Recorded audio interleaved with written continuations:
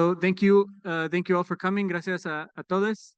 Esta es una presentación sobre formas legales para lograr tener acceso a créditos bancarios.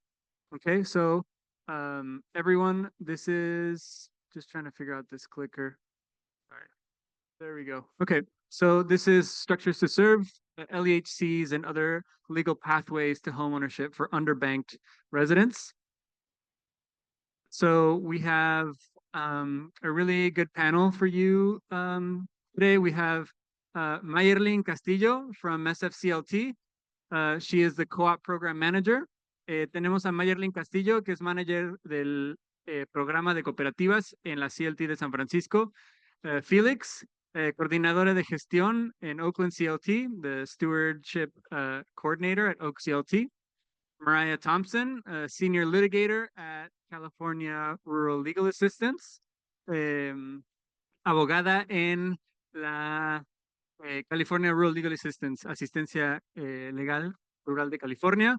Tenemos también por Zoom, tenemos a Sergio Carranza, que es el director ejecutivo de Pueblo Unido CDC, que es una corporación de desarrollo comunitario. We've got Sergio Carranza, who's the executive director at Pueblo Unido CDC.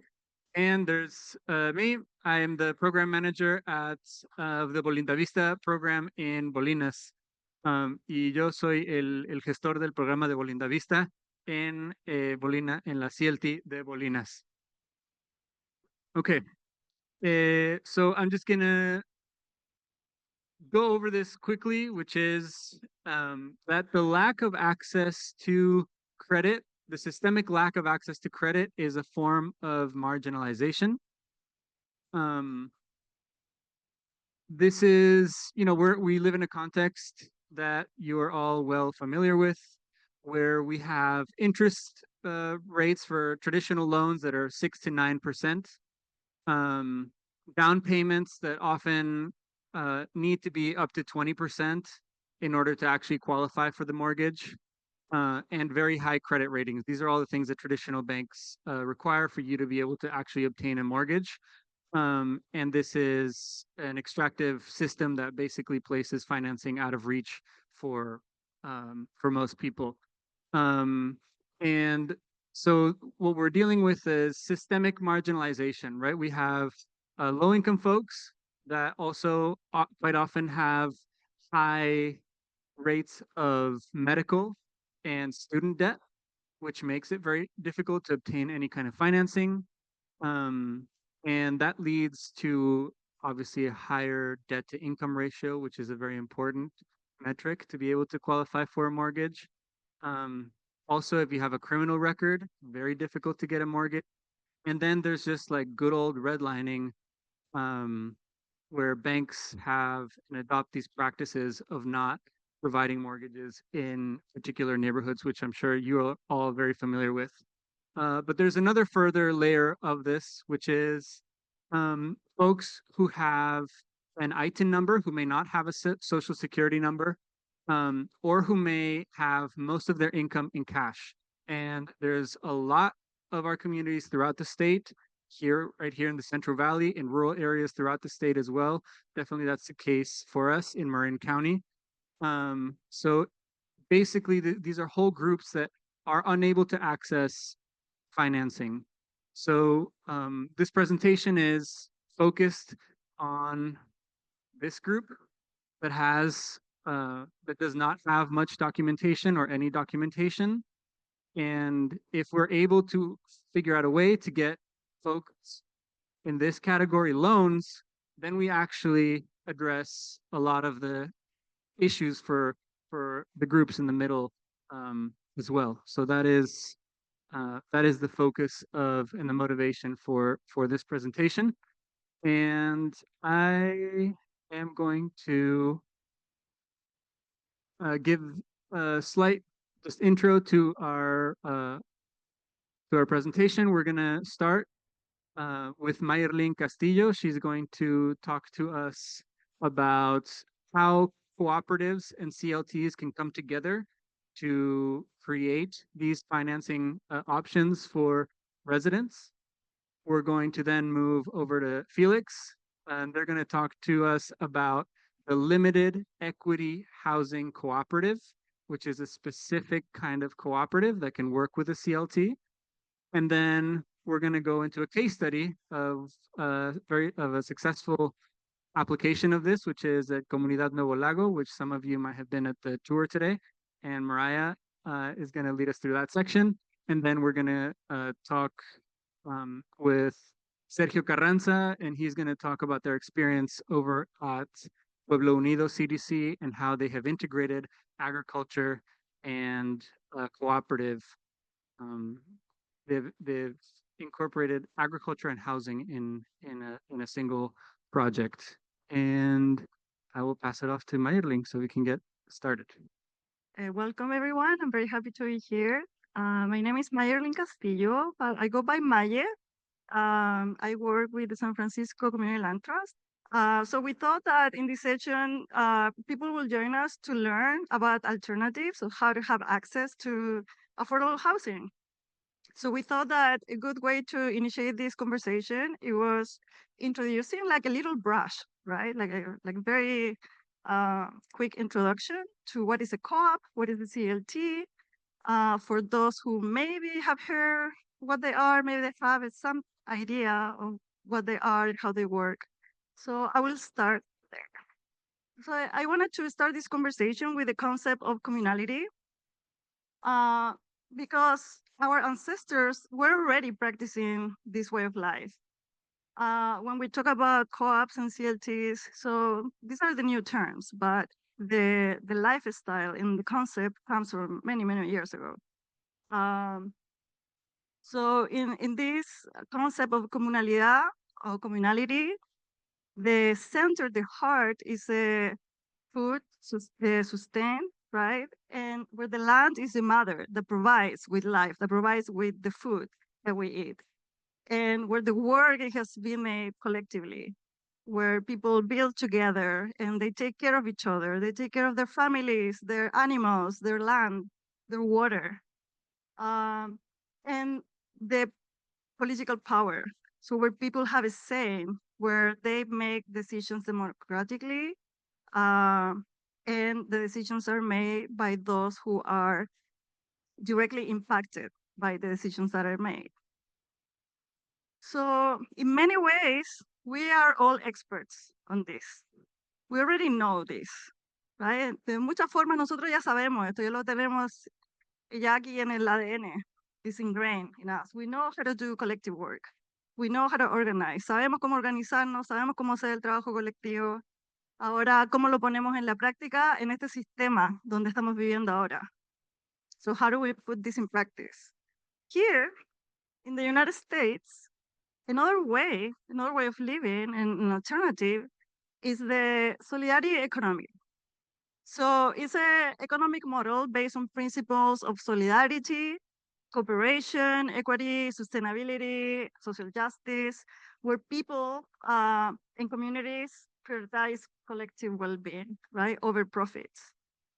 So when we talk about the tools of the solidarity economy, we're talking about trade unions, we're talking about trade banks where people trade their skills or services.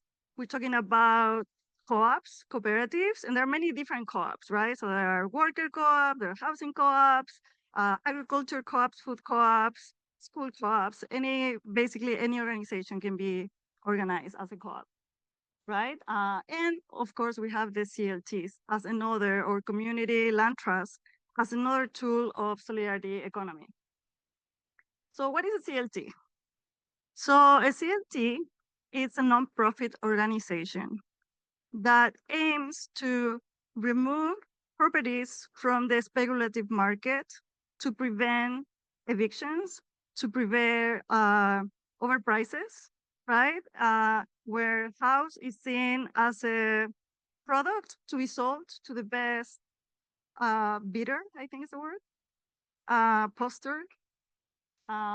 Instead of that, the CLT basically ensures that the property remains within the community. In many cases, up to 199 years, to be more specific.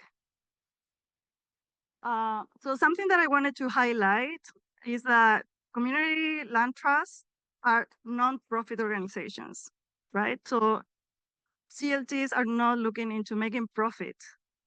So the main goal is to remove those properties so people can find stability, right? Can find affordability, and also making sure that communities thrive having these assets within themselves.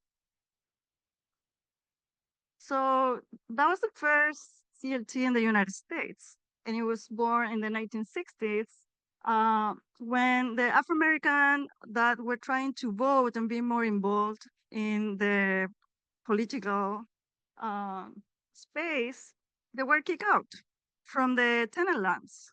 So they didn't have a place to live, they didn't have a place to work. So they have to find a solution, they have to find an alternative to fulfill that need that they had. So they founded around 1969, it was founded the New Communities Incorporated that went through many different challenges, but at the end and after many years, they were able to call that place their home. Bye. Bye. So what is a co-op? So I wanted to share like a more accessible definition from what, if you look at the ICA, which is the International Cooperative Alliance that states what a co-op is formally, I wanted to share with you something more simple, I guess, to understand for everyone, at least for me. So a co-op is basically an organization where a group of people comes together to fulfill a need, whatever that is. That maybe is creating jobs, that maybe is looking for economic growth, maybe is looking for housing, right? So there are many different type of co-ops. And what is important about the co-ops is that the members of the co-op are either running or managing the organization. They make the decisions democratically. Everyone has a voice based on the principles of participation. And the goal is to solve the common needs, right? Again, as improving the economy, creating projects, or creating housing. Let me look at my time. So how is that these two ideas? How is that the community land trust, right? We're talking about the nonprofit that removes properties from the market. And then we're talking about the co-ops, a group of people that comes together to find a common goal for the common well-being. So on the one hand, the CLT ensures that the land, the property remains affordable. And on the other hand, the cooperative provides the space for self-management,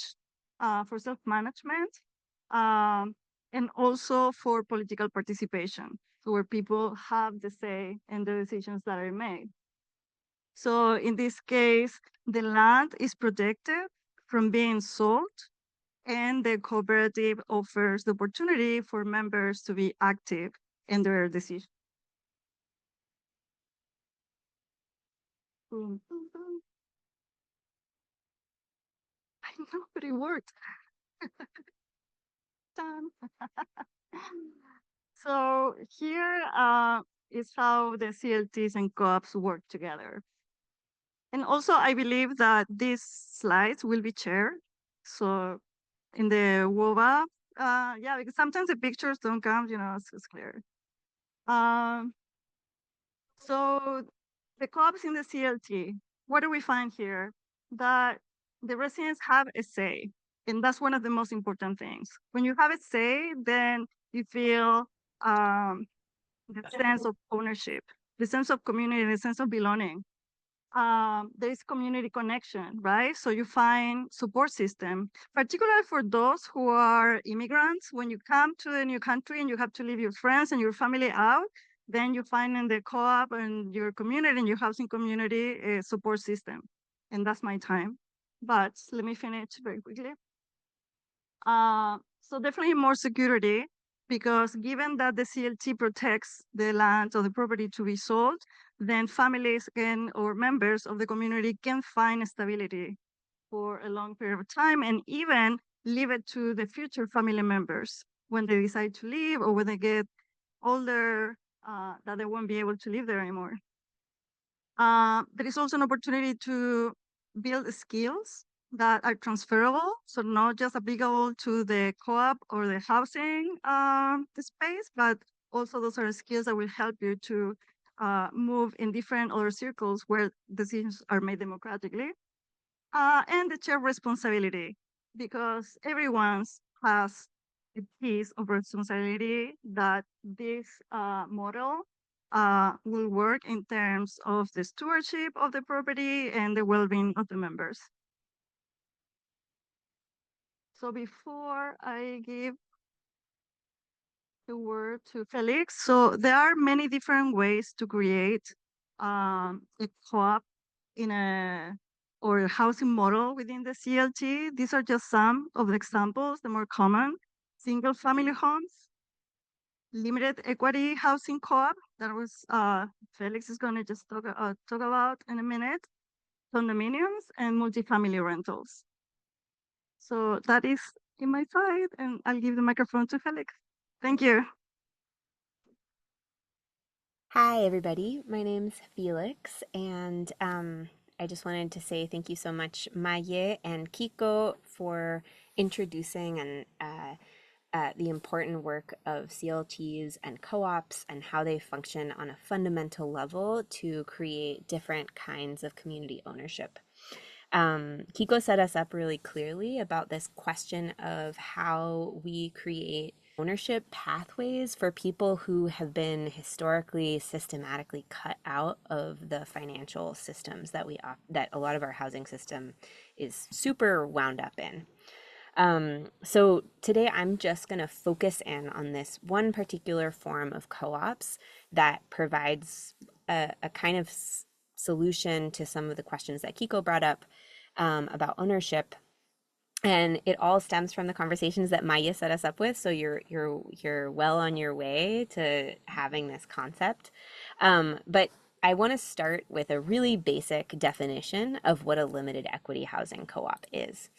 So essentially, in a limited equity housing co-op, residents come together and create an organization. That organization it's a corporation. It's incorporated with the state, and it is a cooperative corporation.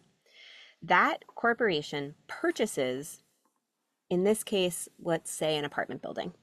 They purchase the apartment building for it to be used and controlled by the members. And then every household who lives in that building buys one share in the cooperative corporation to become a cooperative member. And that gives them the two different rights. One right is to occupy their unit, so it gives them the right to be in their particular space. And the second right is that it gives them the right to vote in the elections for the board of directors and to participate as board of director members of the corporation. And so in this way, in a limited equity housing co-op, the member shareholders become both the tenants of the co-op because they're living in their unit and their share gives them the right to live in their unit, but they're not owners of their unit. And it gives them and they are also directors of that co-op. And so this setup is a little bit different, and it is a type of ownership, but it's really important to hold that it's different than traditional home ownership because the residents do not own their building. The residents own shares in a corporation that owns their building. They govern that corporation, they control that corporation, but they do not own the building itself. And that is important later on when we talk about the implications around financing for this. So the next thing I want to talk about is specifically what is capital, right? This word limited equity housing cooperative focus it has, sorry, I said it in Spanish, capital, but we're talking about equity. What is equity? So In this case, in the co-op case, equity is the portion that each member owns of the total value of the cooperative. But like I said, not of the property. And that determines the amount of value that they can access when they sell their portion. And that's what their equity is. This is different than a single family home where you've probably heard of equity, and equity is the portion that the homeowner owns of the value of the property. And so when they leave, they get to take that equity with them. So again, these two are different because in this case, members are their residents are members of the co-op that owns the property, but they themselves are not the property holders. The title of the property is not in their name. The title of the property is in the name of the co-op. Okay, so there's a side note there that in the United States, tax law does deem co-op shareholders as homeowners, and so you're still eligible for the mortgage tax exemption. That's kind of a side note, but it's important to know that under some laws you are considered a homeowner, but it's helpful to think about how they are different from single family homeownership. Okay, so the next term in here from limited equity housing co-op, we're kind of working backwards. We got the co-op, we got the housing part, we got the equity part, and now we're getting to the limited part. So limited equity means that there are restrictions placed on how much that value grows over time, how much a share can be resold for. And in California, that appreciation is limited to 10% per year. So the share can't grow at a faster rate than 10% per year, which is a lot slower than market rate. Market rate values of properties are going up really fast for the most part, over long tracts of time. And the second thing is that all of the shares together, when you add up every single shareholder's share all together, they can't equal more than 10% of the total value that the co-op was purchased the property for. So a few important things here. These triangles on the screen represent growth over time, right? This is how generally we look at market rate housing, and the value of a house is just escalating more and more and more and becoming less affordable to low income and working class people. When you place this limit on how much the equity can grow, it just ensures, it doesn't mean it doesn't grow. It just means that it grows at a steady rate and it's not attached to the market rate. And one of the benefits of that is that it means that if the market goes down, you can still be pretty sure that the share values never decrease in value because they've been decreasing incrementally, just a little bit at a time. And because the amount that they're increasing in value is less than how fast the market's growing, that means that even if the market crashes, your share is still you can still sell it because it's still affordable to people.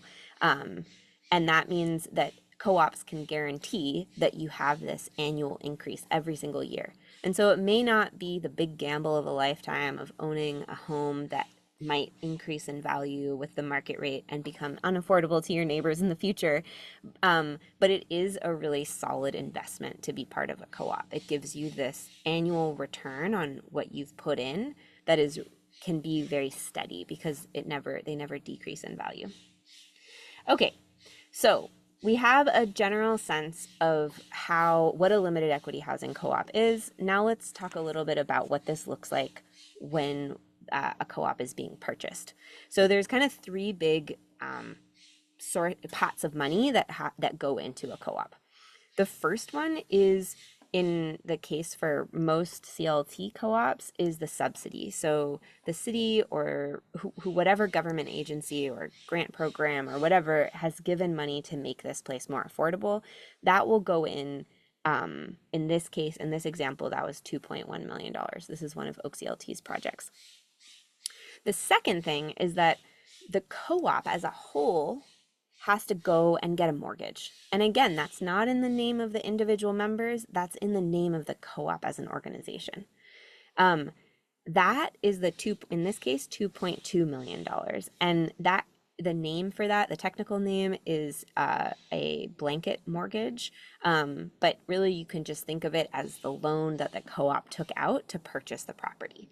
And then the final piece of this pie is the members' individual share. So if we go back a few slides and we look at this pie, and each member is buying one little slice of the pie, all of their pie, all added up together, can only equal 10% of the total cost of the building. So in this case, it was a $4.3 million building.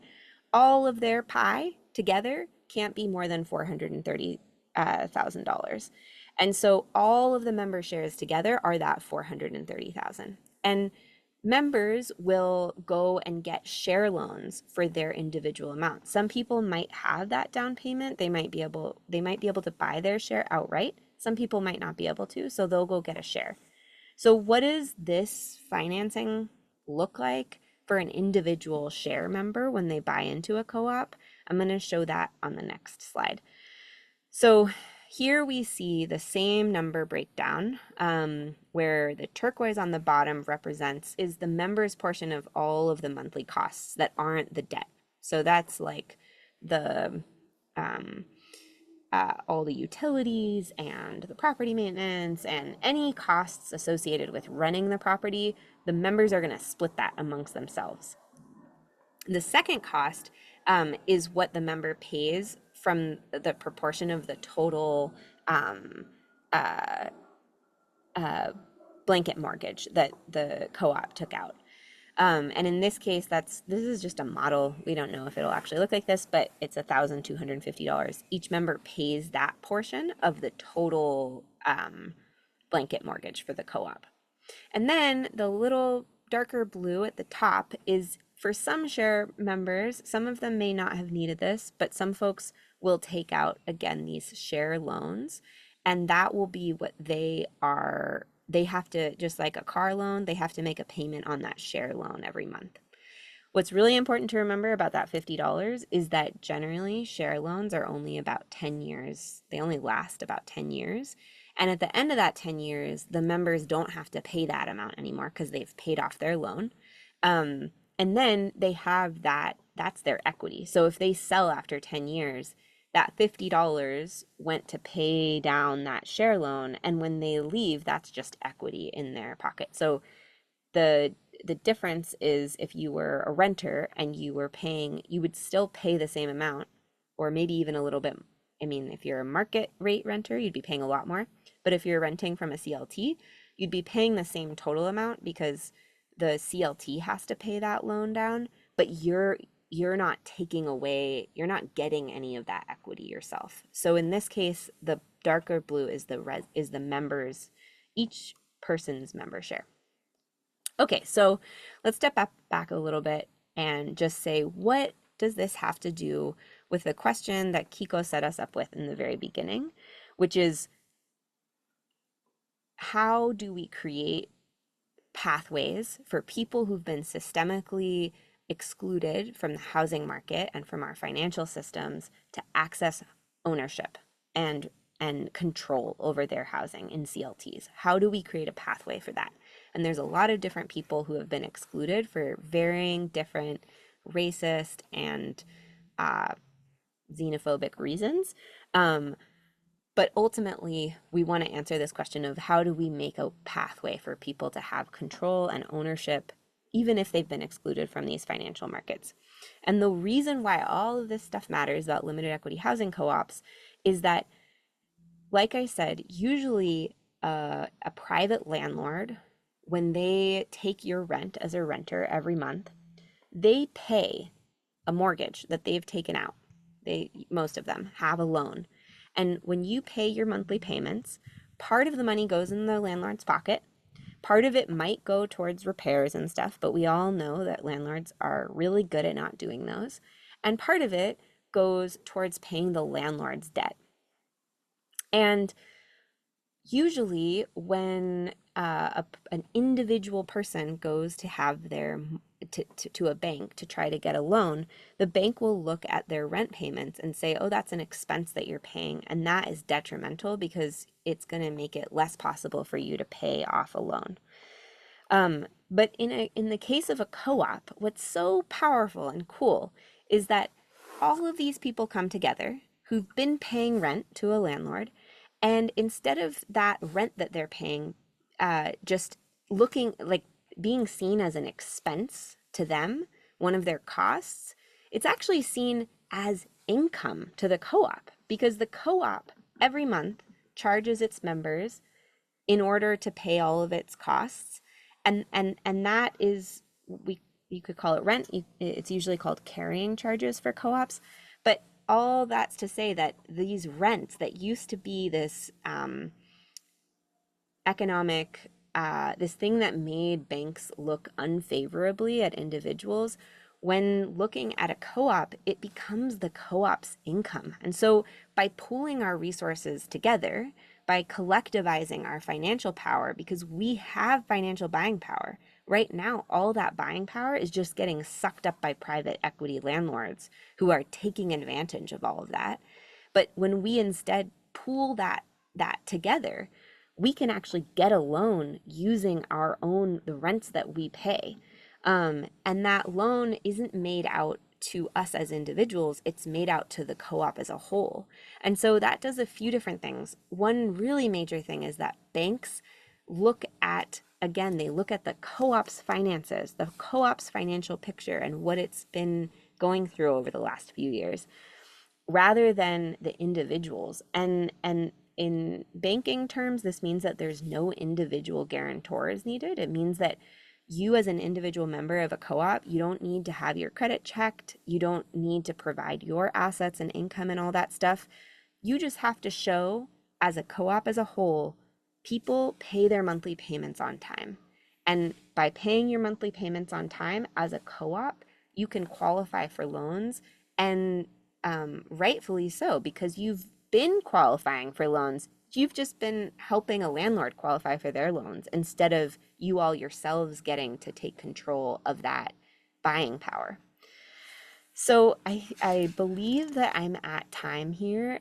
So I'm going to close. But I did want to just mention that slides will be shared, and they have a number of, there's a number of different things provided here, kind of comparing individual homeownership, CLT homeownership, CLT, and then being a member of a CLT co-op and being just a regular market rate tenant, kind of looking at like what the different costs are associated with each of these. And I'll just say this isn't like a perfect chart. It's totally an estimation, but it does help kind of look at what the cost of creating these different affordable housing units are, and also what the cost is to the people actually living in it, and what the banks are looking at and who's excluded or not excluded from each of these models. So with that, I will close and pass it off to Mariah, who's going to get into a really specific case that looks at a limited equity housing co-op in action. It's a really exciting story, and I'm super happy to be on this panel with all of these rad folks. Thanks so much. Okay. Hi, everyone. Hola a todos. My name's Mariah. I am a senior litigator at California Rural Legal Assistance. We are a statewide nonprofit law firm with 18 offices throughout rural California, providing free legal services. So we're legal aid. And I'm going to talk to you today about one of my absolute favorite cases in my career, which is the Comunidad Nuevo Lago case. Some of you had the opportunity of visiting this community this morning, and I have at least one resident in this room, but I won't call him out by name. And this is just a really exciting story. I love sharing this story every single time that I share it. So, Comunidad Nuevo Lago, previously Shady Lakes, is a manufactured housing community or a mobile home park. In the field that we work in, we like to say manufactured housing community because that's more accurate. but the California law calls them mobile home parks, so I'm going to say mobile home park. There are more than 4,000 mobile home parks in California, representing over 360,000 spaces, each one of those spaces having a family or two families, multi-generational housing, seniors on a fixed income, young families, working families. And it is one of the last remaining options for affordable home ownership for these folks and for unbanked communities. And they're really prevalent in rural areas. So here in the San Joaquin Valley, we have a lot of mobile home parks and other rural parks of California as well. However, they are a rapidly increasing area for very predatory investment practices. Manufactured homes are not mobile, despite the name mobile home. So when you buy one, it's not going anywhere. And because it's usually your largest investment, you will go to great lengths and absorb very high costs at great sacrifices in order to not lose that home. And vacancy rates in mobile home parks are extremely low. They often are at 90 or more % occupancy all of the time. So they are a very safe investment if you can afford to buy the mobile home park.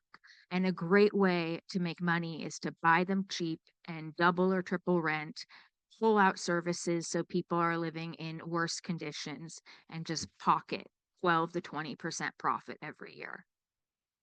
And they are also very well suited for resident ownership because they are families that have been there and are going to be there. They are very invested in that home that they already own. They often all know each other. They've been knowing each other for a really long time. And there is a lot of collective power in that and in those relationships. Wait, okay. No? There, okay. Hang on, I'm not sure if there was another one. Okay, great.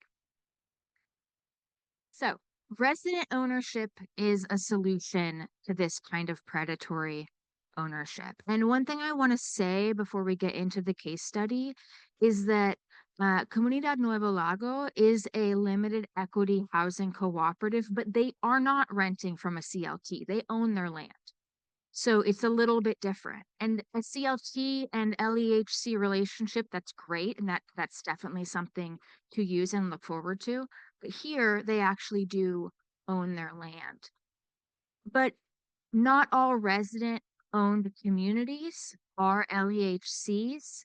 In California, there's two rocks, as we call them, and they are. But I just came back from a conference in Georgia where I met a lot of folks living in rocks, and I found out that in other places in the country, they don't have limits on how much you can sell your share for.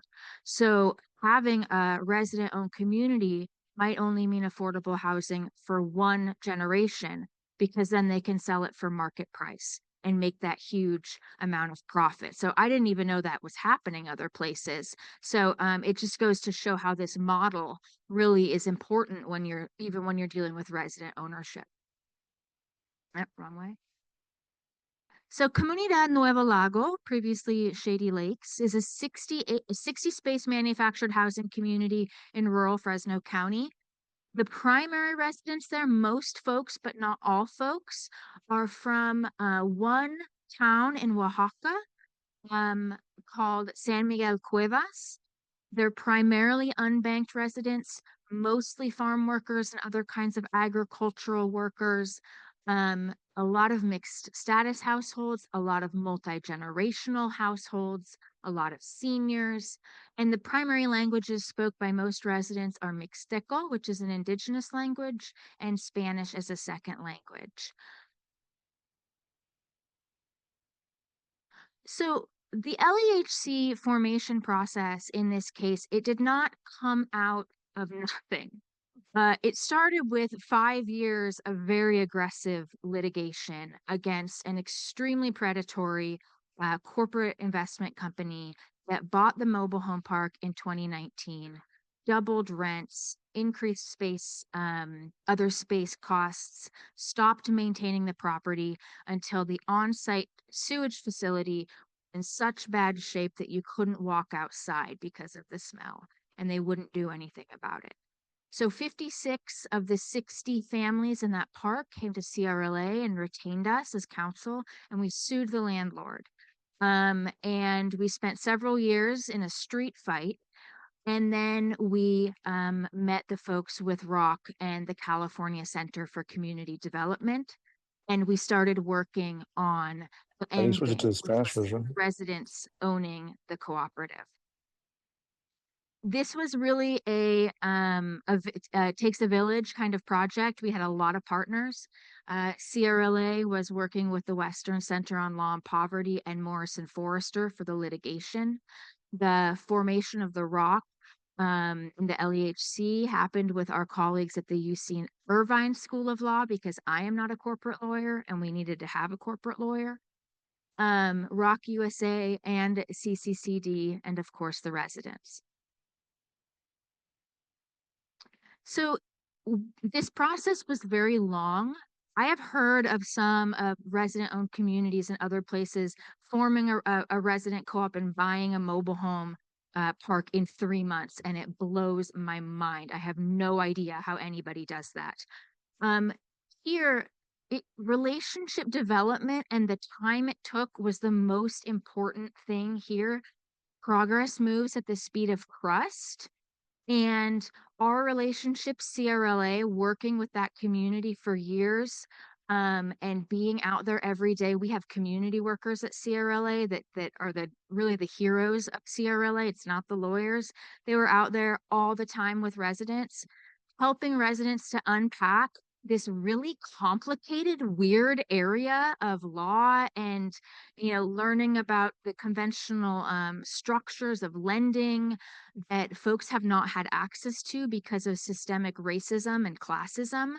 And we learned a lot of it together, right? I didn't know what a limited equity housing cooperative was. I know how to sue a landlord, right? And so we learned that together, and that took time. At the beginning of the process, when we first started working with ROC USA, none of the funding provided them with money to have a lawyer, to hire a lawyer. So there are a lot of forms that got kind of put in front of residents, and they said, Mariah, what do these mean? And I said, I have no idea what any of these mean.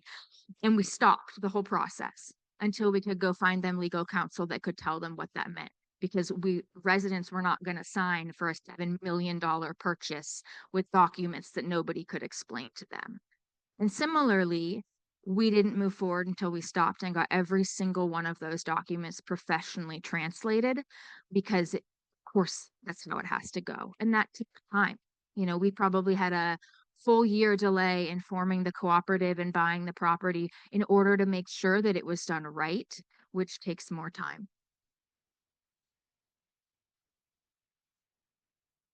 And using an LEHC model is also challenging in this context. There were a lot of issues that we ran into, obstacles that we ran into. The funding is expensive. CDFIs are private investors. They're still charging interest rates that are similar or higher to the private market. We could not have afforded this co-op if we had only relied on CDFIs. Rent would have doubled for residents, and that is common in resident-owned communities. If they're relying on private investment groups, even if they will lend to marginalized groups, they're still making a profit on it. That's why those investors are investing in those CDFIs. And so it is common when residents buy their manufactured housing communities for their rent to go up substantially. And that might work for manufactured housing communities that are of retirees that own a nice house in a gated community, somewhere more affluent, which is what many of the ROCs are in different parts of the country. But it does not work for folks that live on the margins and for unbanked residents. It doesn't matter if you own your mobile home park if you can't afford the rent to stay there, right? So we had to find funding that wasn't just the CDFIs. And we were fortunate to get a funding stack that included grants and loans at very low interest from the state of California, including the Cerna Farm Worker Grant, as well as the MORE program, which exists to fund resident purchases of mobile home parks. And so with that stack, we were able to reduce rent and make it affordable. And that was pretty much the only way that it was going to work. Finally, one of the other big challenges to this LEHC model is that it requires a heavy reliance on professionals. A $7 million real estate transaction has a lot of paperwork. Forming a corporate model LEHC to buy it takes a lot of specialized knowledge. The funding doesn't include money for lawyers. So what are you supposed to do with that? Fortunately, we had attorneys that would do this work for pro bono with these residents, but I don't know what we would have done if we didn't, because it requires such a high level of professionalization that it is unrealistic to expect anyone to do it without legal counsel. And similarly to what I said earlier, when working with unbanked and marginalized groups that have been pushed out of these systems, there's not familiarity with what all the terminology means, all these different processes. You have to slow way down and work with the speed of the residents and not push it forward faster than it needs to go forward. And lastly, we need more funding that is not private investment, even private investment that's willing to lend to communities that are high risk communities. We need funding that is low or no interest rates, forgivable grants, things like that, that can actually keep the rent affordable when it is in resident hands. Thank you.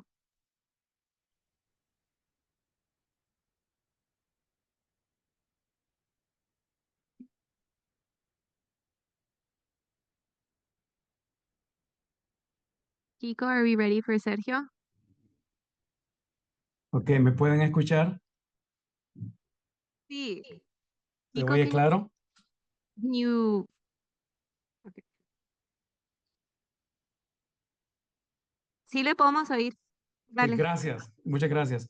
I'm very happy to be part of this panel. And what I would like to share is what Pueblo Unido CDC is doing in the Eastern Coachella Valley. One of the things that I want just to be very, very, clear is that while we start to work with the community, we want to understand their issue, their culture, and we want the community to be the drivers of the decision making when we establish new programs that will solve the problem of the affordable housing crisis in the Eastern Coachella Valley. Next, please. I would like to talk about our agriculture and basically our area is very characteristic of have a huge agriculture. We generate over $700 million in agriculture a year, and that is still one of the strongest, income, economically speaking, in the Eastern Coachella Valley. Out of those 700 million, we have concluded that about 324 million are actually coming from vegetables. That is a huge income still with the community. Still with this production, there is a lot of challenges regarding the protection of climate change, which is having an impact in the Eastern Coachella Valley because the desert conditions of the community, and that actually requires to come out with new alternatives of how to do agriculture. The communities that we actually work with and provide assistance, they are families coming from Central America and Mexico, and they live in small communities called Polancos. These mobile homes are definitely owned by the families, and I want to just to make also a highlight that there are already over 100 mobile home parks, and they are owned by the communities. they didn't actually have to go to banks because they didn't qualify. They actually come together, and this is a very, very cultural, approach, where families actually are doing what we do in Latin America, where the grandpa, the grandma, and all the different family members come together and actually put together a fund, a down payment, actually acquire land, and then they move their mobile homes into this property. So back home, those kind of housing become multi-generational, where family members continue to live for many years to come. That same model was brought by the Latino communities in the Eastern Coachella Valley. So very happy to inform to everyone that without the assistance from the government or any banking or any CDFI, the families themselves were able to purchase, and many of them are already paid off the land through their income, combined income, and also they all own and the mobile homes free of any kind of debt. So what they do is basically become very sustainable because it acts as an informal cooperative. They are not legally formed, because the history of the Eastern Coachella Valley is that the family tried desperately to find a way to look for affordable housing, but they couldn't find. So they actually brought the model from Latin America, and that became very sustainable. They don't need to have any subsidies. They sustain the operations in a kind of a cooperative way. They share the electricity cost, the water cost, and all the grounds maintenance, making this the most cost-effective affordable housing there is in the Eastern Coachella Valley. This affordable housing is also supervised by the State Department of Housing and Community Development under the Employee Housing Act, which is very critical when it comes to build new affordable housing. We need to have the support of adequate legislation so that we can make things easier for the community. I'm going to talk a little bit about the Employee Housing Act. The current act is the Employee Housing Act of 2019, but it has been an evolution since the 1990s. It was Senator Richard Polanco who introduced that law. But what is interesting is that he actually introduced the law to incentivize growers, big corporation growers, to actually make the process super simple, so they can actually use a portion of their agricultural land to build affordable housing for their employees. So that was the original intent of this law. The beauty of this law is that it has a ministerial approval. They don't require a super complex permitting process. And one of the highlights is that it does not require conditional use permit, and it doesn't require complex compliance with the CEQA Act, which is related to environmental requirements. Luckily, this law is for all the farm workers communities living in agricultural zoning. So that's the key. So that actually expedite and makes things cheaper and more cost effective when it comes to the permitting process.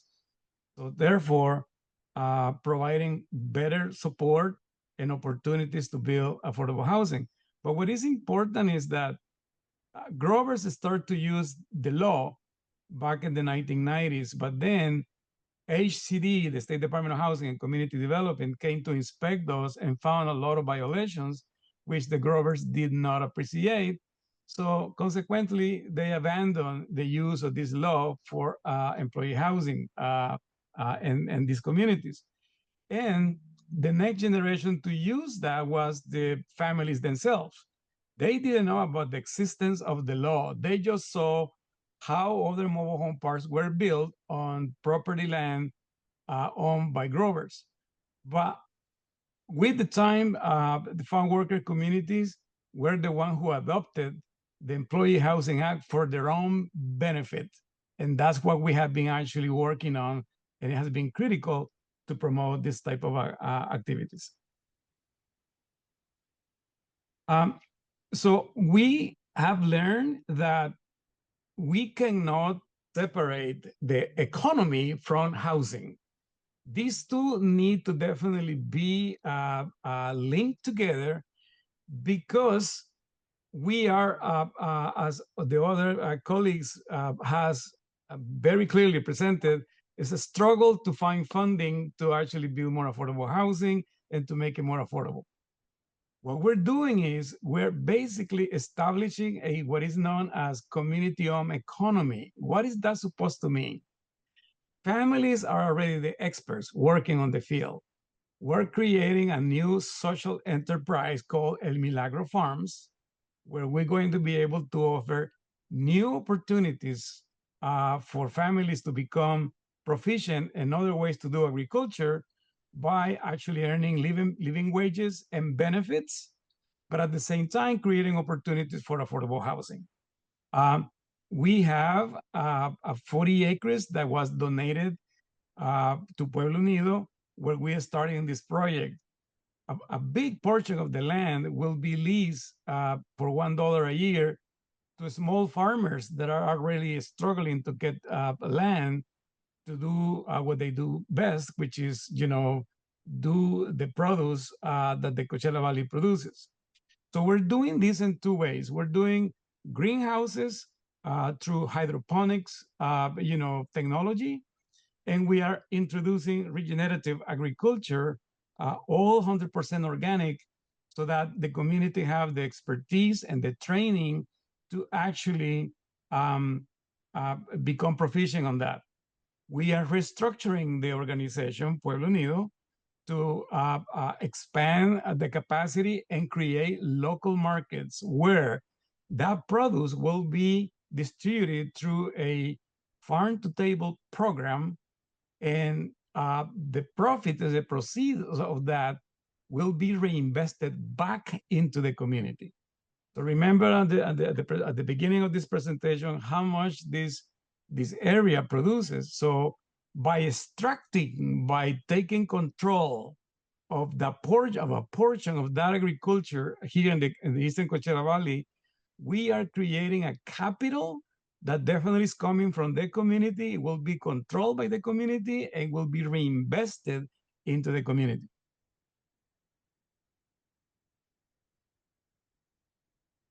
Next, please.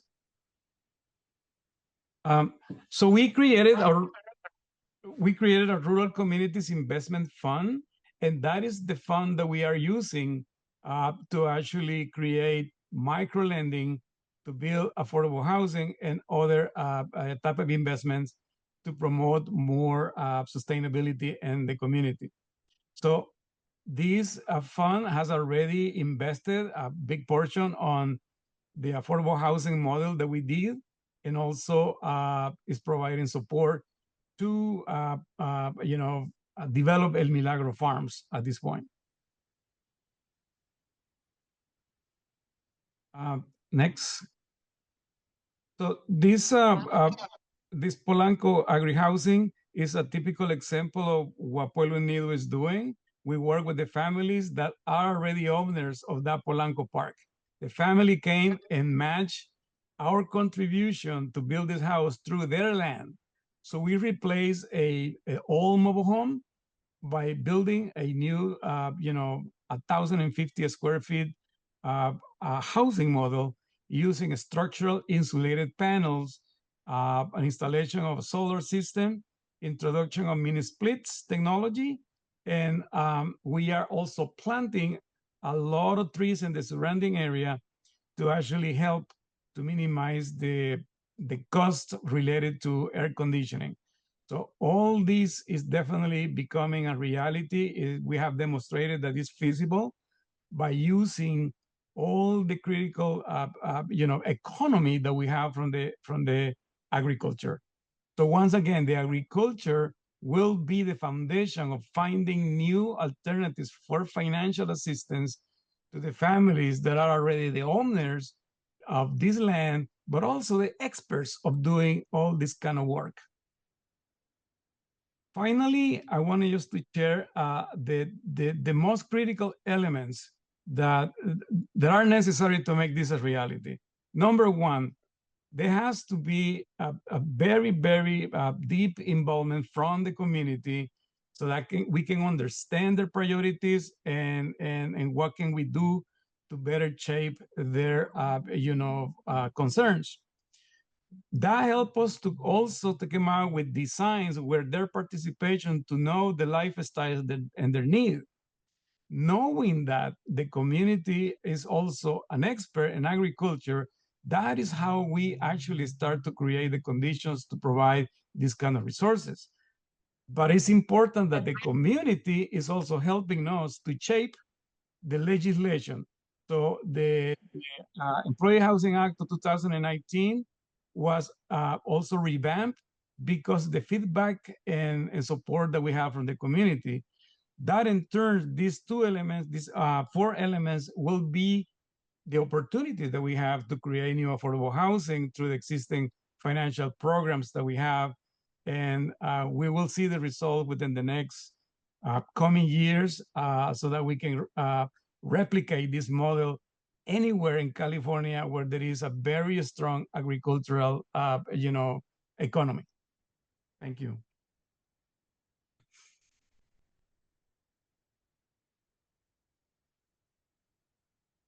Muchas gracias, Sergio. I think we're going to move on to questions from the audience. I'm not exactly sure what time we're supposed to finish with the schedule changes, but I guess we'll keep going until they kick us out. Oh, no later than 5:10. Okay. Well, we have 20 minutes, which I think is great.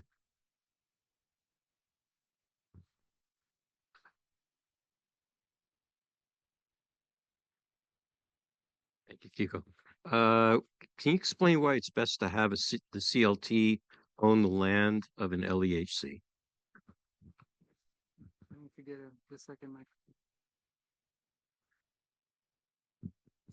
So there's a few other cities that have modeled the power of LEHCs for resident governance. DC and New York in particular have, DC has a community or tenant opportunity to purchase law that allowed a lot of residents who were facing eviction and rent increases, et cetera, to purchase their homes as part of an LEHC. But what happened is that this is something I have conversations with residents about a lot.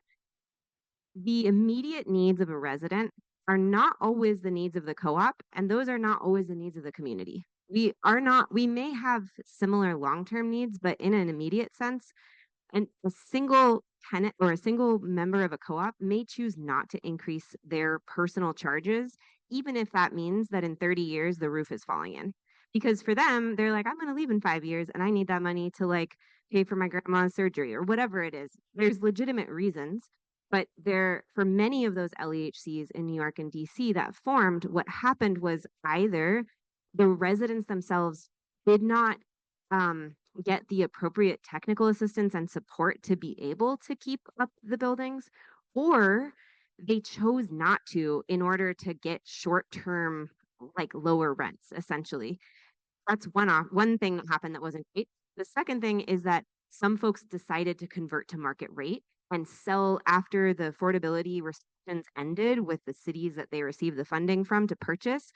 They went around and those triangles that were the same, like similar sizes, limited equity growth, suddenly they turned around and sold it for, 10 or 20 times the amount that they bought it for, and it was no longer affordable. So the purpose of the CLT, I would say, is threefold. One, probably the biggest, is providing support and technical assistance and making sure that all of these exclusionary systems that were created to keep people out and not being able to access land and housing, that they have a group to lean on to get the support to move through these systems. Like Mariah said, they're really onerous and confusing. And then the second one is for the CLT to hold the long-term vision of affordability and say, basically, you're not allowed to sell it at market rate, which maybe an individual might be upset about, but it creates a long-term housing that's affordable to future people. Long answer. So my question before was, um, the structure seems to also encourage low vacancies. Is that correct? In other words, the whole system works better if there's everything is full. There's all the spots are filled up. They don't allow people to just have low vacancies. Generally, LEHCs don't allow you have to live there in order for it to qualify as a member. So if you stop living there and you buy a house in Florida because you were able to save so much money every year that you can't just keep your unit vacant. And you also can only sublet for a limited amount of time. So that makes sure that that unit stays available for people to actually live in. I see. Excuse me. Okay. Are LEHCs exclusive to residential buildings, and do you have any examples of it working on a mixed use with commercial tenants? I feel like I'm answering a lot, but okay.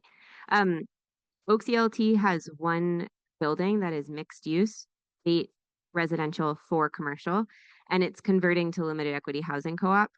But the commercial units are going to be tenants of the limited equity housing co-op. There are some alternate ways to set that up, and we put together a little like research sheet on it, and I'm happy to share it out.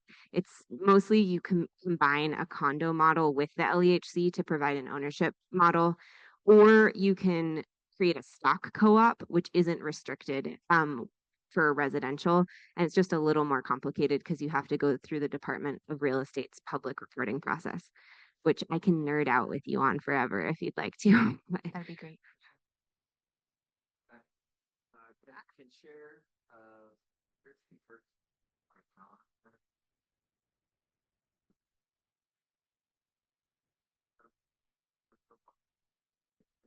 Oh.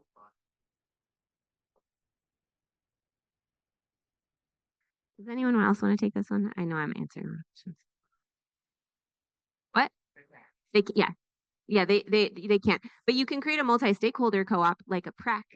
And there's lots of people here who are into permanent real estate cooperatives, and they are a model of a multi-stakeholder co-op where community members can have a type of ownership that is different from those who live there. So I would look into EB-PREC if you're interested in them.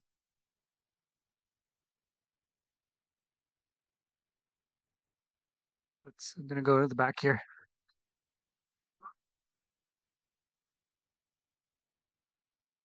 Thank you. Kind of a two-part question. So on property taxes, so if you are a limited equity co-op, can you petition your assessors for any waivers, property taxes? And then just to follow up on that, I have heard in California that when you sell a share, that your property needs to be reassessed. And your property taxes may go up every time you sell a share. So those are kind of related. So this is a really important question. And basically, right now in California, each county assessor is doing this differently. So it's a really special situation. And we have some cool examples like in San Francisco, which if any of y'all SFCLT folks want to speak to this, the Columbus United Co-op, when they converted to co-op, they were able to have their county/city assessor value the property value at the combined total value of the shares, which if you remember is only 10% of the total value of the property. So they are paying property taxes, but it's only on that amount. And I'm not sure what happens when a share is sold in that case. I think that I don't think the city is tracking that. But yeah, they're not. Thank you, Sarah. They're not tracking that. But there has been, and this is an area of where we could have some more collective power, which is there was a bill that was being brought.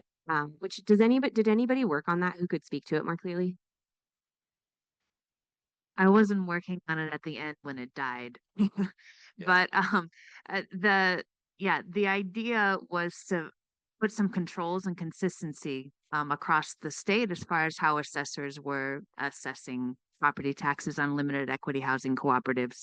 And it was really tough to move it forward because assessors and on the like state level were concerned that that would mean that there would be less taxes coming in general.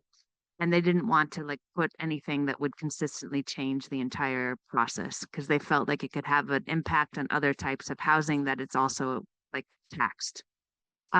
So things just kind of halted. There was a period of time where we thought like we might be able to get some limited equity housing co-ops completely like tax free, or again, something that would be a much smaller portion that they would be taxed on, and therefore every time a share was sold, there wouldn't be a reassessment because there are some counties that are doing reassessments based on the value of the entire building, unlike what you just described in San Francisco. So, it got caught in the weeds. So it needs a lot more people power in order to move it forward. And there might be other folks. Casey. I have like the update on the bill, which is Maddie Ribble actually wants us as co-op CLT folks to have a meeting in October. So join us for a meeting about Senate Bill 592. Is anybody working? Are you all working on that? But so that is essentially the rebirth of the bill that died that Sarah was talking about. That is trying to make this happen where it wouldn't be reassessed every time. And we need people power to make it happen. So if you're interested in joining that call and you're working on co-ops or want to work on co-ops, please let me know and I can include you on the email that goes out for SB 592. So just I worked on that with the network. We had a small team with a lawyer, Christina Oldfield, that most people might know, and we worked on this for about 3 years. And we went back and forth, trying to figure it all out. And it was just very difficult to make it work and to get it to sell to either the Board of Equalization or to the legislature. So that's why it more or less died. I have a question. You kept saying rents when you were making your explanation. I'm just wondering, it's a little confusing in a co-op to just call it rents and just whether a unit is a rental or whether a person who has a share has occupancy rights, in that kind of way. Wondering if you can kind of clarify that a little bit. So carrying charges versus rent fees. That's usually the language that I'm used to hearing when it comes to cooperatives. Okay, so I actually just was talking to Jesse Palmer, who's the co-op lawyer we've worked with about this, and he said, I make no claim about whether a co-op member is a tenant. But so I guess the point is it's a little bit of a gray area, but in my understanding, when you become a co-op member, you have what's called an occupancy agreement with that member share. And in order to be safe, my understanding is, for instance, if someone didn't pay their fees, how would they get kicked out? I'm pretty sure you would kick them out through the unlawful detainer process, which is the same as you would use to kick out a tenant. So just in terms of like what laws apply, it's landlord-tenant law to my understanding. But you're right that we call them something different. You can call them rents, but they are generally called carrying charges because it's your portion of the cost that it takes to carry that building project forward. And obviously there's no landlord chunk off the top. Just to add something to that, at least from the Comunidad Nuevo Lago project, not, at least at the beginning, and I don't know if this has changed, not everyone in the park wanted to be a member of the LEHC. So that was fine, right? You're not going to force someone. But in that situation, the folks who were renting their spaces were renting them from the LEHC and were very literally tenants of the LEHC. And interestingly, the LEHC had the ability to set those rents higher if they wanted to. And I think initially they did. I'm not positive if they still are. Which had the effect of making them a little bit more money for maintenance costs for the park, but also incentivizing people to become members in order to get the lower rents. But I know at least in that community, folks colloquially have always called what they pay every month to have their housing rent, and so they just kept paying it, calling it rent. ¿Otras preguntas? Thank you. Hi, Ileana from Pahali CLT in East Palo Alto. I have a question. I think Mariah, you kind of touched on it a bit. I was wondering if any of the co-ops models, when it comes to the shares or paying off the rent or whatever it's called, um, do folks cross-subsidize each other? Like higher income folks pay higher amounts. How are those sets equitably among the members? Thank you. So at Oak CLT, we're in a in-between moment. The residents have formed co-ops, but they don't own the buildings yet. So they're still tenants of the CLT. So we haven't crossed that line into some of these discussions. And actually, like a lot of those board of directors meetings next month or the next month after are actually talking about how big their share value is going to be. And at Oak CLT, we believe they should get to determine that amount because ultimately whether the share value is big or small, it impacts their amount of equity and their monthly payments. And then part of that is going to be the question of equity. Does everybody pay an equal portion? One of the things to consider in California, and this is different in New York, but in California, when you create a share, that share never changes size. It might accrue in value a little bit every year, but if you create a share that is, let's say, one member because they are lower income or maybe they have more dependents is gonna pay less per month or less to buy in at the beginning, when that person sells to a new owner in 10 years or 15 years or whenever, that share has to stay the same size. You can't change the type of share that it is, which means that whatever you set up in the beginning, the portions that you set up between people in the beginning is going to stay throughout the life of that LEHC, which makes it a little bit more complicated to set up a model that's based sort of like equitably between members. That's my current understanding. I think obviously any group of people could opt to say, even though we have our shares are all equal value, I'm going to contribute more because I can. And so I'm going to like voluntarily do that. But that's my current understanding. You could set it up where you have like 10 shares that are a little bit smaller value and 10 shares that are a bigger value, but everyone has the same voting power. But it would always be like that for the future. It would never change the proportions. And in Comunidad Nuevo Lago, everyone pays the same rent that is in the cooperative, and then the buy-in cost was the same for everybody, which was a quite low. They chose what it was going to be. I think at the beginning when they were forming it and taking the vote to form, the folks that wanted to buy in for a share paid, I think, $10 or $20. And then it went up a little bit when they actually did the acquisition and then went and did a more formalized vote. I think it went up a little bit more, but it was not particularly expensive. And then everyone that was in the co-op paid the same rent. So we have about 5 minutes left, so maybe one or two more questions maybe that we can sneak in. There's just people that haven't done. Thank you. I have two questions, one for Mariah and one for Sergio. For Mariah, I was wondering if it was ever discussed for Comunidad Nuevo Lago to have a CLT purchase the land, or was it always like we're going to have the residents own the land as well? There was never a conversation about a CLT. In fact, I think that none of us at that time really knew much about the use of CLTs for manufactured housing communities. I actually haven't seen it in a lot of places yet. The CLTs that we were familiar with here was like the South Tower CLT, and like I knew Kyle and they were doing some projects, but certainly nothing that was like mobile home park type. So that was always what we had. Thank you.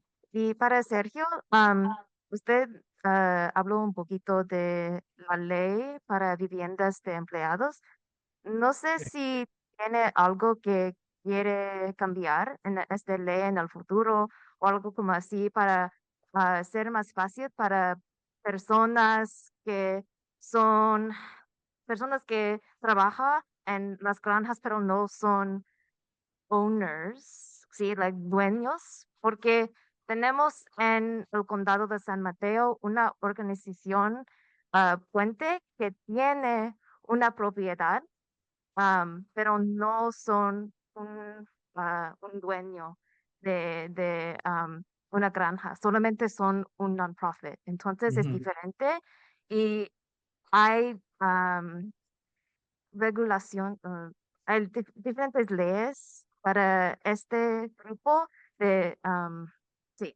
So there is, for the Employee Housing Act, I asked if there was anything else that Sergio thinks we should change to make it easier for people who aren't farm owners in the traditional sense to change the law, to make it easier for people who aren't that, to use the easier, like streamlining process and build more farm worker housing? Yeah, great question. Thank you so much for that question. You know, the Employee Housing Act is supposed to actually help families, right? And now, after many years, HCD has witnessed how the community, using a community-driven model, we're the one who took ownership of that law. You know what? The only problem that law has is the most incredible in terms of expediting the process is that it never came with funding. So I think the work to do ahead on the Employee Housing Act of 2019 is to provide all the mechanism and actually amend the law so that that particular law not only can actually have jurisdiction over this type of housing that we can tie with CLTs, but at the same time to provide financial assistance in a form of a grant, because that's what the HCD does. They don't have definitely any loans. They have grants opportunities. So that is the missing component of the law at this point.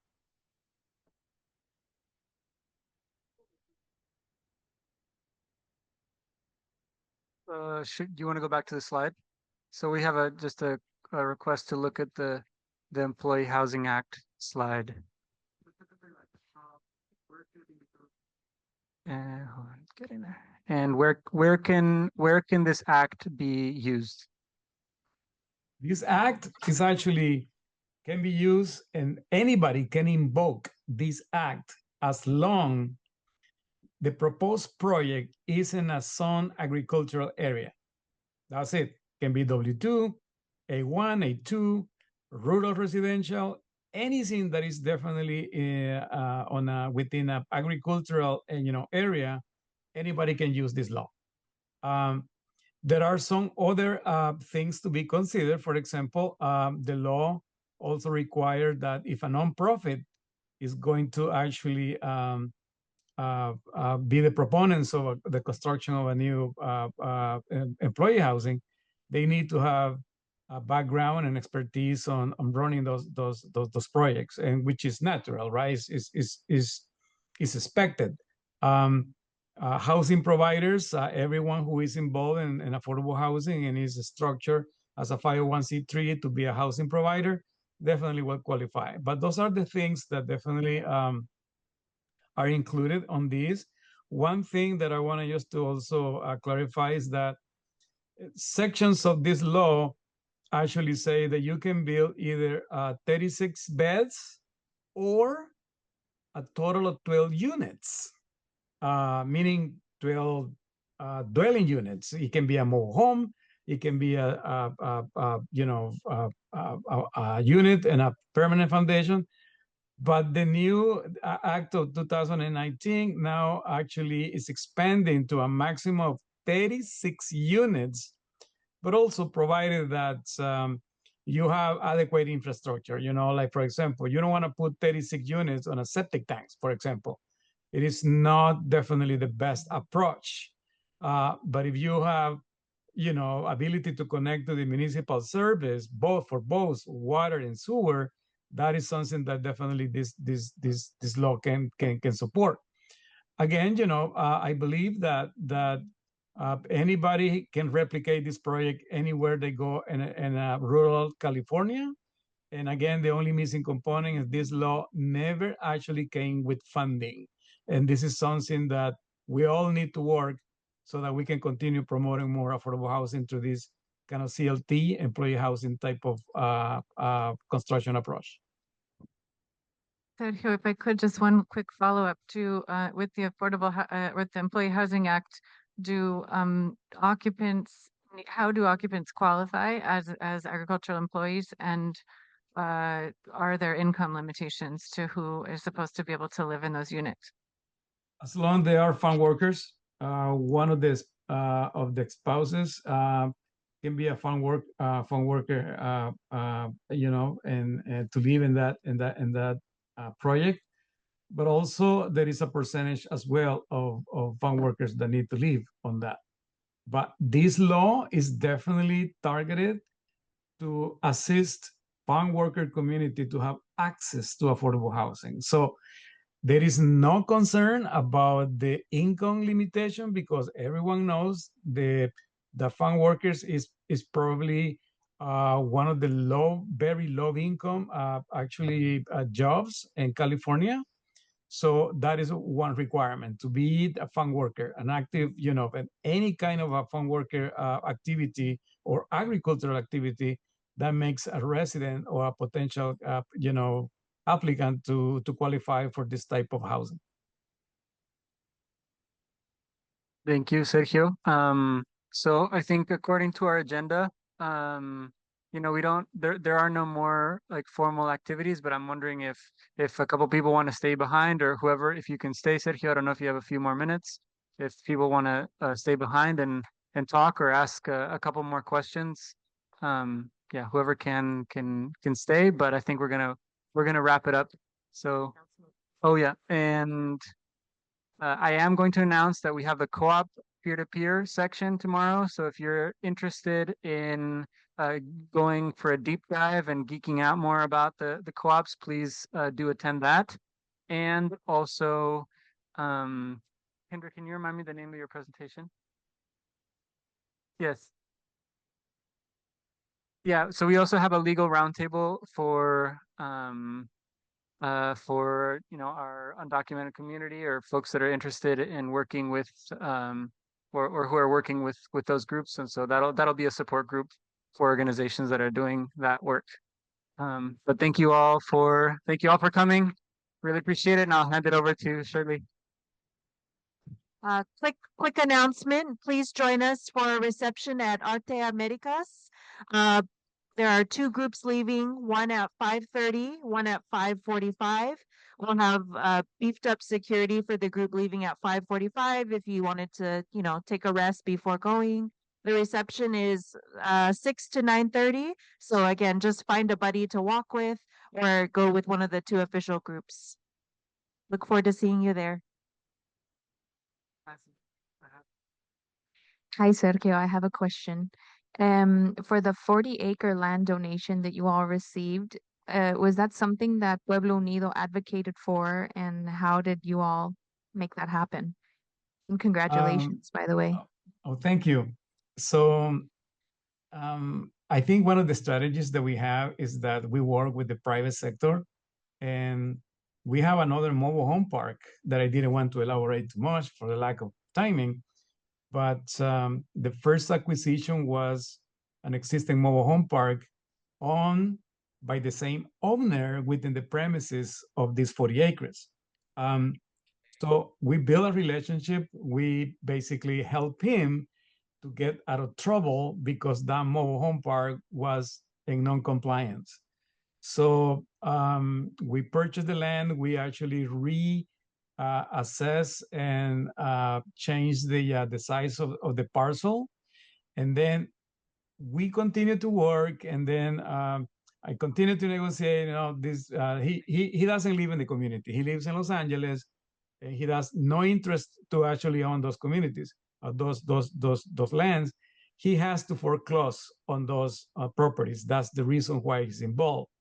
So he has been trying to put this on sale, but unfortunately, this is not prime land. It's definitely an agricultural, low-income community, farm worker community. So after so many years of negotiating and definitely making a really strong, supportive case, he decided to actually donate the 40 acres. And what we did is just to do the appraisal, and we gave them a letter for tax, write-off purpose, and we closed escrow in December 2024.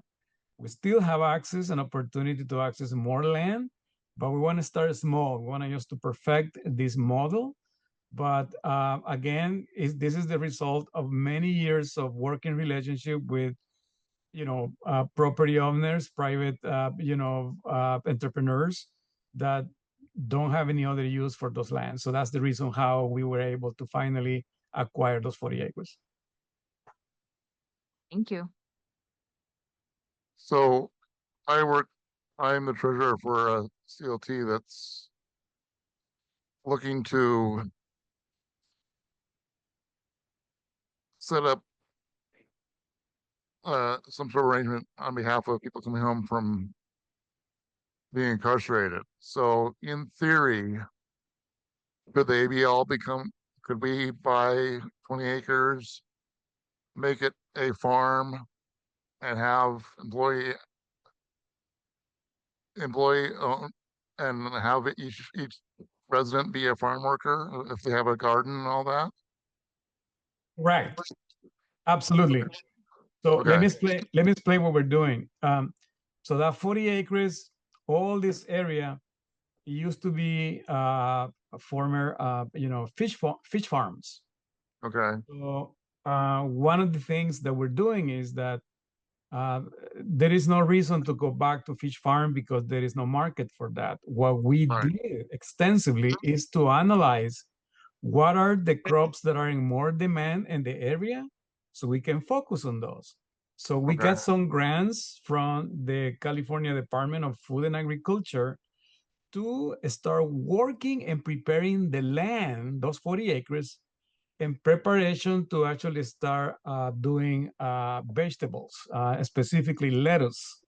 So yes, you can actually have a team of a cooperative of families or individuals that might be interested to become farm workers, or if they are farm workers, they are the one who are going to be the best position to actually go and work on the field.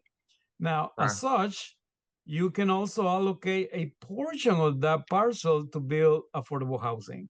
And you can invoke, if you are in an agricultural area, you can invoke the Employee Housing Act of 2019. So you can have an expedited process and you avoid dealing with planning, CEQA, and all that kind of stuff that is complicated. Because we've been looking at county that's rural residential, that's like 20 acres. But otherwise, if it wasn't with the Employee Housing Act, we'd only be limited to one home per 5 acres. Correct. And with the Employee Housing Act, you can have a housing unit and you can have all the rest being agriculture. So the key is the agriculture also will contribute to sustain the operations of the housing project by providing better deals. And if they want to own, they can, the capacity of production on that land can actually position the project to go for a lending service, and the sale and the proceeds of that can sustain a debt service, and also can minimize the mortgage or the rental contribution that each resident can actually take advantage of. Great. Does the CLT networks have your information? Can we get more in touch with you later about this? We are not necessarily a CLT, but we have some other colleagues who are experts on that they can help you on that. Okay, thank you. No problem.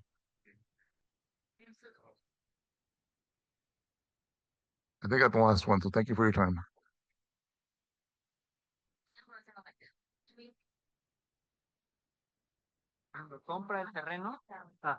Muchas gracias. Another question. Sergio, if someone, huh? Sergio, I'm Paul. I met you before at from Full Belly Farm, and the Sure. question is so to qualify for your the housing there, you have to be a farm worker, or your spouse a farm worker. Someone in your household would be a farm worker. And what Yes. happens if they leave farm worker employment? What guarantees they have for longevity in that housing?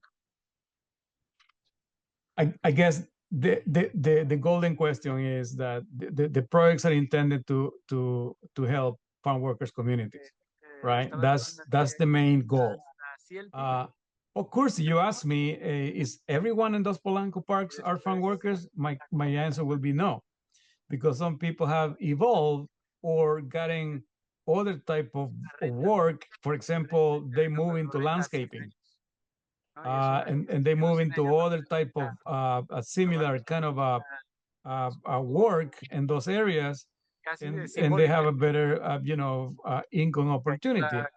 So that doesn't prohibit for these individuals to continue living there. So that has been my experience. But again, it is set to help families who work on the field, who work on in agriculture, so that you continue to have opportunities, because they are the ones who's supposed to be more disadvantaged. So that is basically what the law provides support with.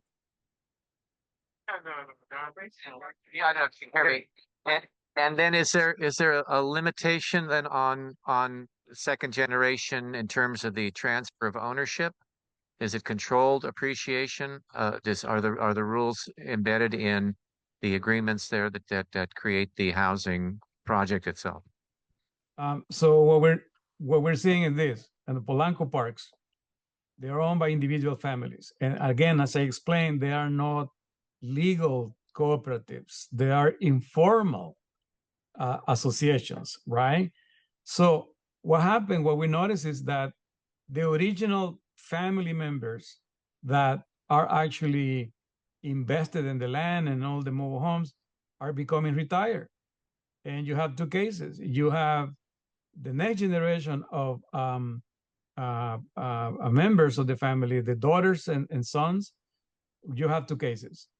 Some of them go to college and become professionals, and they don't want to live there. They move on in their life. So there you go. So you have to be prepared to who's going to be the next one that will be actually either benefiting from that. Many children, they say, well, we don't want, we already have our life out of this rural area. So if we want to sell the park or the chairs or whatever, that can actually be done. The other ones are the one who actually want to continue working as an agricultural worker, but in a different condition, which is precisely what we're trying to do with this project, to show that there are other ways to work in agriculture in better conditions, working conditions, making better salaries and benefits. But to answer precisely your question is, everything is going to be up to how the CLT actually structured that. So anybody can actually continue living there as long as there is an agreement that the family say, you know what, I might not be able to live here. I might actually go and live in a retirement place or whatever, but can my son or my daughter come to live instead of me? That's the agreement that need to be actually put on a CLT to allow those type of opportunities. Great. Thank you very much, Sergio. You're brilliant stuff. Thank you. Any last questions? ¿Alguna pregunta? Ok, creo que ya son las preguntas que teníamos. Te agradezco muchísimo, Sergio, y perdón por el retraso y las situaciones técnicas, pero creo que al final resultó muy bien. Definitivamente, agradezco la invitación y que pues que disfruten esta noche. Perfecto, estamos en contacto y en algún punto nos encantaría ir a ver su proyecto. Definitivamente, me avisan y yo con mucho gusto les doy un recorrido. Que estén Hasta bien. luego. Bye.